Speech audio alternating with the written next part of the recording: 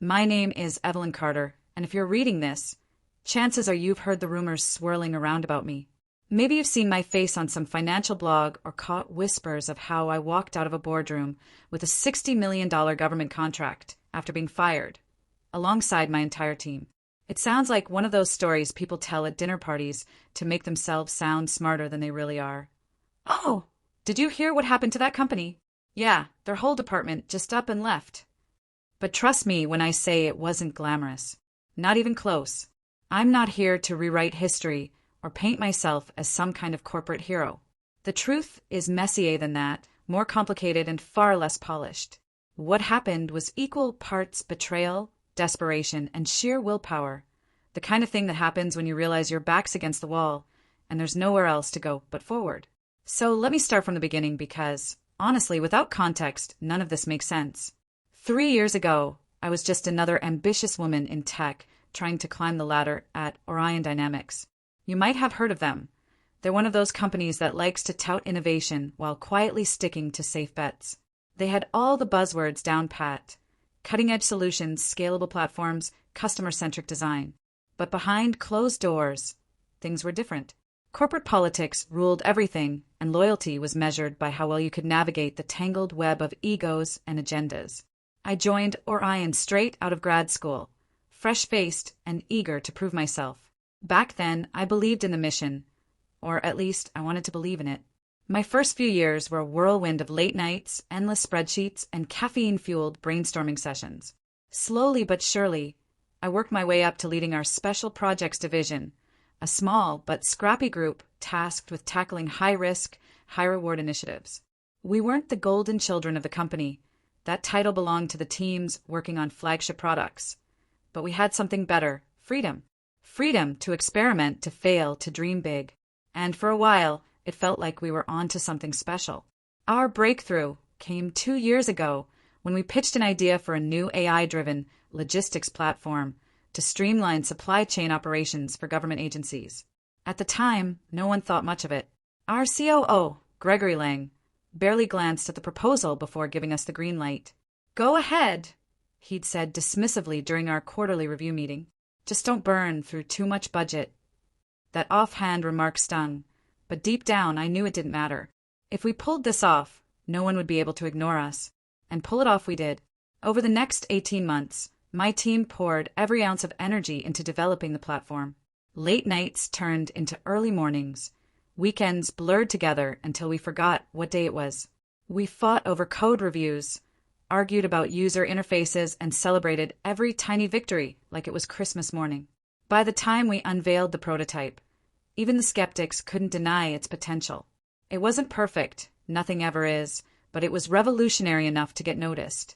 That's when things started to change. At first, it was subtle. A senior VP would drop by unannounced to check on our progress. Requests for updates became weekly instead of monthly. Then came the meetings, so many meetings with executives who had never shown any interest in our work before. At the time, I chalked it up to curiosity. After all, success has a way of drawing attention, doesn't it? But looking back, I should have seen the warning signs. Should have realized that once corporate sharks smelled blood in the water, they wouldn't hesitate to circle closer. The final straw came last month during what was supposed to be a routine presentation to the executive board. We'd been invited to showcase our latest demo, a fully functional version of the platform tailored specifically for a major government agency's procurement needs. This was it, the moment we'd been building toward. If we impressed the board, we'd secure approval to move forward with the official bid process. Failure wasn't an option. As I stood in front of the room, clicking through slides and explaining key features, I could feel the tension in the air. Some executives nodded along approvingly, while others scribbled notes furiously. But there was one person whose expression gave nothing away: Gregory Lang. He sat at the head of the table, his arms crossed, his eyes fixed on me like a hawk sizing up its prey. I tried not to let it rattle me, focusing instead on delivering the best pitch of my life. When I finished, the applause was polite but restrained. Gregory leaned back in his chair, tapping his pen against the table. "Impressive," he said finally, his voice smooth and measured. "Very impressive. But tell me, Evelyn, how much of this is actually your team's work?" His question hit me like a punch to the gut. For a split second, I thought I'd misheard him. "Excuse me?" I asked, forcing a laugh. "Every line of code, every feature, every decision, it's all ours." Gregory raised an eyebrow, unconvinced. "Really? Because from where I'm sitting, it looks like you've borrowed heavily from frameworks developed by other divisions within the company. Am I wrong?" "No, you're not wrong," I shot back, my voice rising despite my best efforts to stay calm. "We collaborated with other teams, sure. That's how innovation works. But the core architecture, the algorithms, the integration strategy, all of that came from us." The room fell silent. Even the executives who had seemed supportive moments earlier now avoided eye contact. Gregory smiled faintly, as if he'd expected this reaction all along. "Collaboration is one thing," he said, "but ownership is another. Let's be clear. Orion Dynamics owns this project. Not you, not your team. Us." It took every ounce of self-control not to scream. Instead, I clenched my fists beneath the table and forced myself to nod. "Of course," I said tightly. "We're part of Orion. Whatever success this project achieves reflects on the company as a whole." "Good," Gregory replied, standing up to signal the end of the meeting. "Glad we're on the same page. Keep up the good work, Evelyn." As the executives filed out of the room, I stayed rooted to the spot, my mind racing. Something about the way Gregory had phrased his comments gnawed at me, but I couldn't quite put my finger on it. It wasn't until later that afternoon, when I overheard a snippet of conversation between two VPs in the hallway, that the pieces clicked into place. "You think Lang's serious about taking credit for the platform?" one of them whispered. "Dead serious," the other replied. "He's already drafting a memo to reassign leadership of the project to someone more experienced. Word is he wants to hand it off to Marcus Reed." Marcus Reed. The name sent a chill down my spine. Reed was a seasoned veteran known for swooping in to claim projects on the verge of success, polishing them up just enough to take all the glory. If Gregory handed the platform over to him, my team's hard work would be erased overnight. We'd become footnotes in someone else's story. That night, I called an emergency meeting with my team. We gathered in the conference room, the same one where we'd spent countless hours brainstorming ideas and troubleshooting bugs. As I explained what had happened, and what was likely coming next, I watched their faces fall. Anger, frustration, disbelief. It was all there, plain as day. "So, what do we do?" asked Liam, our lead developer, breaking the silence. "Sit back and let them steal everything we've built?" "No," I said firmly. "Absolutely not. But we need to be smart about this. We can't fight them head-on, not without proof, and even then they'll crush us. What we need is leverage." Liam frowned. "What kind of leverage?" I hesitated, weighing my words carefully. "The government contract. If we can secure it ourselves, outside of Orion we'll have the upper hand. They won't dare touch us once we're officially partnered with a federal agency." For a moment, no one spoke. Then Rachel, our data analyst, leaned forward. "Evelyn, are you saying what I think you're saying? That we leave?" Leave. The word hung in the air like smoke, heavy and suffocating. Leave Orion Dynamics. Leave the jobs we'd worked so hard for. Leave the security, the benefits, the stability. It was insane, unthinkable. And yet, it's not just about leaving, I said quietly. It's about surviving, about proving that we don't need them to succeed, that we're stronger together than they ever gave us credit for. By the time I finished speaking, the mood in the room had shifted. Determination replaced despair, resolve replaced fear. One by one, my teammates nodded, their eyes locked on mine. We were in this together, no matter what. Over the next week, we devised a plan. It was risky, borderline reckless, but it was our only shot. Using encrypted channels, we began discreetly reaching out to contacts within the government agency we'd been targeting. Fortunately, we'd already established a rapport during preliminary discussions, which gave us a slight advantage. Meanwhile, I drafted a resignation letter, not just for me, but for the entire team. If we were going to walk, we were going to do it together. The day we made our move, I'll never forget. It started like any other Monday morning, coffee runs, status updates, idle chatter. But as noon approached, I called everyone into the conference room one last time. When the door clicked shut behind us, I pulled out the envelope containing our resignation letters. "This is it," I said, passing the stack around. Once these hit Gregory's desk, there's no turning back. Are we ready? Without hesitation, my team signed their names. Together, we marched to Gregory's office, where he greeted us with his usual smug grin. "To what do I owe the pleasure?" he asked, leaning back in his chair. Wordlessly, I placed the envelope on his desk. His expression faltered slightly as he opened it and scanned the contents. For a long moment, he said nothing, his jaw tightening with each passing second. Finally, he looked up, his eyes blazing with fury. "You realize what you're throwing away," he spat. "You'll regret this." "Maybe," I replied, meeting his gaze head-on. "But at least we'll regret it on our own terms." And with that, we walked out. What happened next is a blur. A whirlwind of phone calls, negotiations, sleepless nights, and adrenaline-fueled determination. Within days, we secured a provisional agreement with the government agency, contingent on finalizing the platform and submitting a formal proposal. By the end of the month, we'd officially incorporated as Nexus Solutions, a lean startup fueled by grit and audacity. But our journey was far from over. Orion Dynamics wasn't about to let us go quietly. Legal threats arrived in waves, accusing us of intellectual property theft and breach of confidentiality. Clients we'd courted under Orion's banner suddenly ghosted us, citing pressure from higher-ups. And yet, despite everything, we persevered. Every setback only strengthened our resolve, every obstacle pushing us closer to the edge of greatness. Now, as I sit here writing this, I can't help but wonder, was it worth it? Did we make the right choice? The answer isn't simple. There are days when I miss the comfort of a steady paycheck, the camaraderie of colleagues who weren't bound by shared adversity. Days when doubt creeps in, whispering that maybe we should have stayed, played the game, waited for our turn.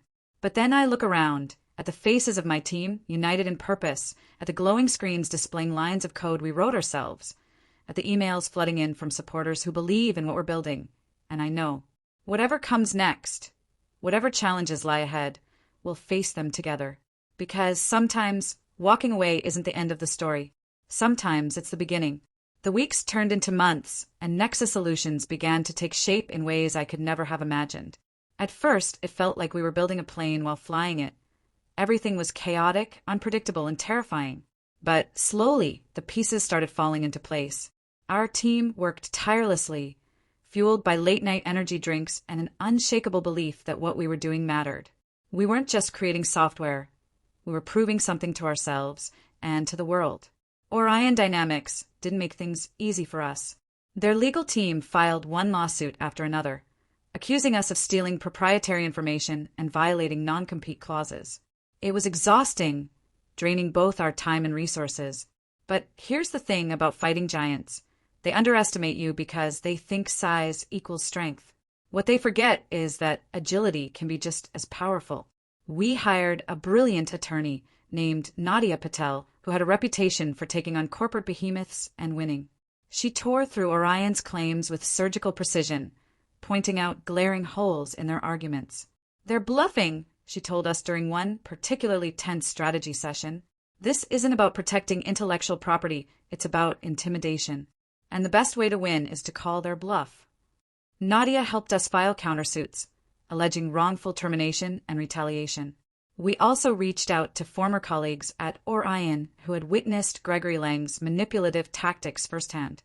To our surprise, several agreed to testify on our behalf, including Rachel's old mentor, Dr. Marcus Hale, who had grown disillusioned with the company's toxic culture. With their support, we built a compelling case that shifted public opinion in our favor.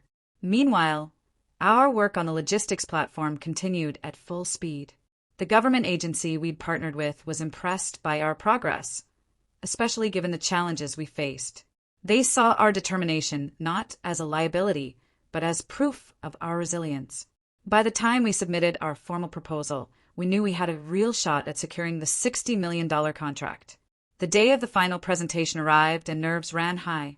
This wasn't just any pitch. It was everything we'd been working toward since leaving Orion. If we failed now, all our sacrifices would have been for nothing. As I stood backstage, waiting for my cue, I glanced around at my team. Liam was adjusting his tie for the 100th time. Rachel was whispering affirmations under her breath. And even quiet Theo, our UX designer, looked ready to conquer the world. In that moment, I realized how far we'd come. Not just professionally, but personally. We weren't just co-workers anymore, we were family. When we stepped onto the stage, the room fell silent. Representatives from the government agency sat in neat rows, pens poised over notebooks, eyes trained on us.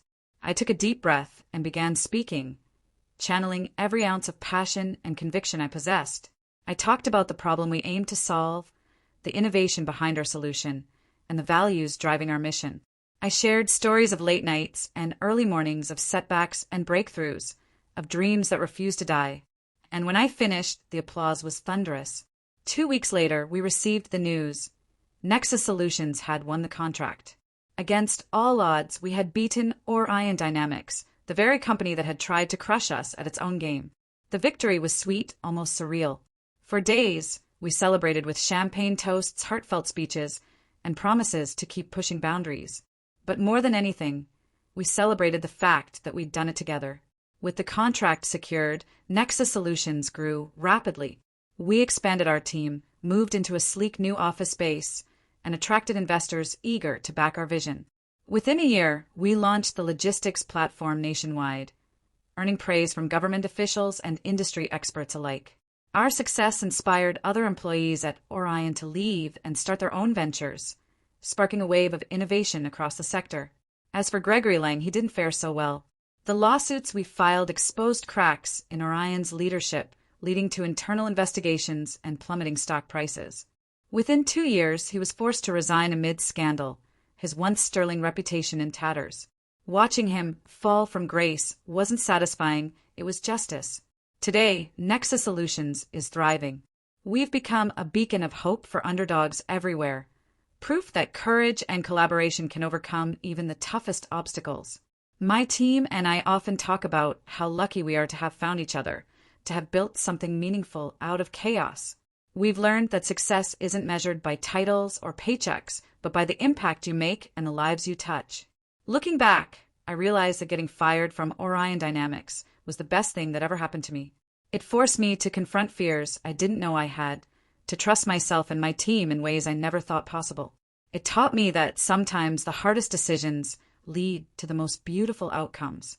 And now, as I sit in my corner office overlooking the city skyline, I feel a sense of peace. Not because I've achieved perfection, life doesn't work that way, but because I've stayed true to who I am. Together, we've created something extraordinary, something worth fighting for. And no matter what comes next, I know we'll face it head-on, side by side, because in the end, it's not about revenge or vindication. It's about proving that when you believe in yourself and surround yourself with people who believe in you too, there's nothing you can't achieve. That's the happiest ending of all.